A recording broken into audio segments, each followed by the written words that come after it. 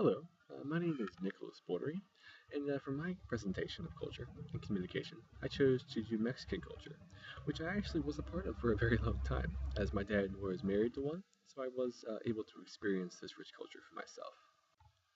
To start off with, it's actually best to learn where exactly this culture came from.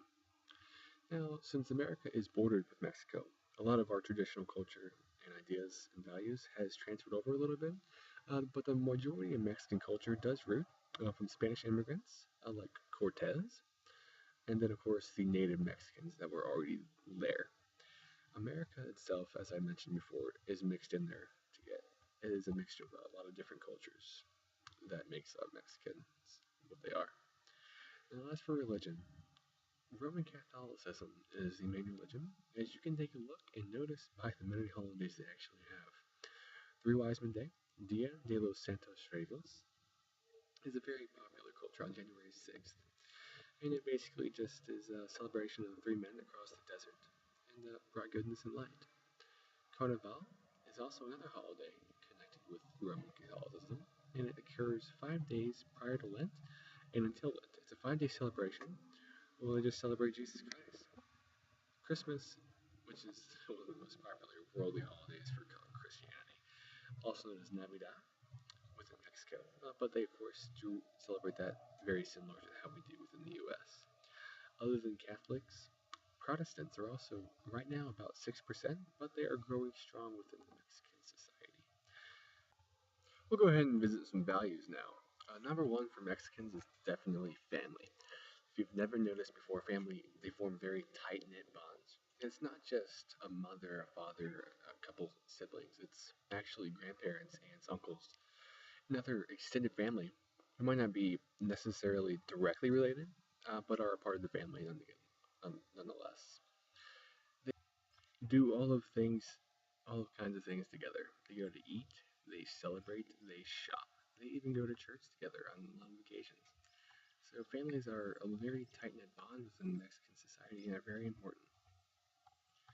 A couple of things you need to keep in mind are that ancestors are very high within the value system of Mexican society.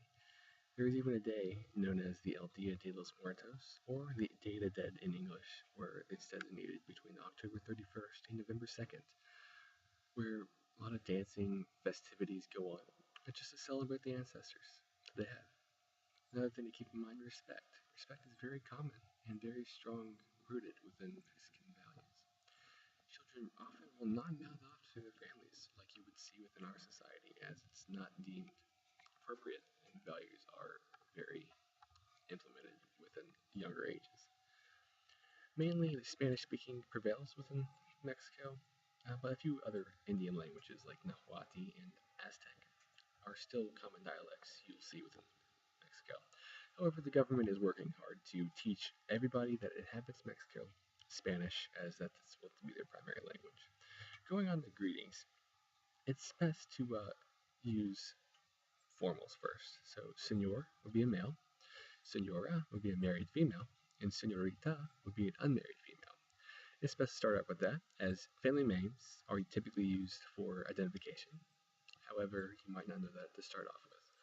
Family names would be our last names in the US. Our first names would only be called upon in terms of endearment, and also if we give permission to be called that. Also, the other way around. So don't call people by their first names unless they give you permission to do so. And if you don't know either of those things, you may refer to them by their title. If they're a lawyer, you may call them a lawyer or CEO, whatever else they might be. Those are also terms of professionalism used within the society. Two things key: eye contact and personal space. Eye contact is very strong, and they may seem intimidating, so you might want to be used to having people stare at you eye contact wise. And be very close, as personal space doesn't exactly exist. And by standing far away and avoiding eye contact, they may find that as a sign of disrespect. Similar things occur with pointing and waving. If you wave palm up like this, waving typically happens within the US. They may find that as a sign of disrespect, so you may just want to avoid pointing and waving altogether. And of course, as a formality, you do want to shake hands with everybody there.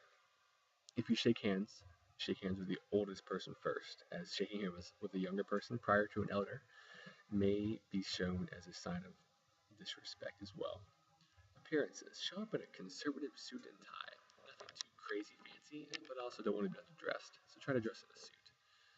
And if you happen to be there in Mexico between May and November, you may find yourself wanting to bring an umbrella with you, as it will rain. And raincoats are not very popular. And if you're wanting to know how the people around the area will look, it's typically be a mix of bright colors, red and yellow, and a mix of Native American-like patterns that might remind you of Native Americans from the US as well. Emotion is also key. Emotion is positive. It is not negative to show your feelings, regardless of the situation. Heated arguments often do occur within business meetings, and you might want to find yourself joining in because it is seen as a sign of strength. As regarding the time, orientation of time, punctuality doesn't exist for a lot of people within Mexico, which is not part of their culture as it is ours.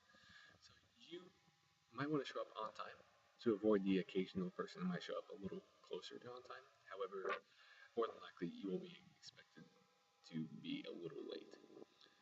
Otherwise, just expect it to be a long meeting, as common business meetings do take several hours. So make sure you do have something to eat prepared. And regarding food, typically it's spicy and fresh, and usually it consists of a main course, which is red meat or chicken, and usually has vegetables to kind of top it off, along with some rice on the side. Beans is also very common as well. And as for business tips, and from a business perspective, if you're trying to solicit something to them, keep in mind 30% of Mexicans in 2008 census were unemployed. So if you want to kind of get on the good side, try to bring up job creation within the conversation.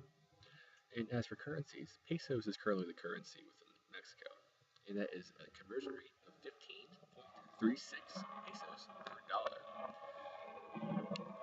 And mentioned previously and multiple times, it's mostly Spanish speaking. So if you want to avoid any kind of miscommunication, you might want to consider having an interpreter on hand, or verify prior to the meeting that everyone involved will be able to speak English. And a couple topics to keep off the table.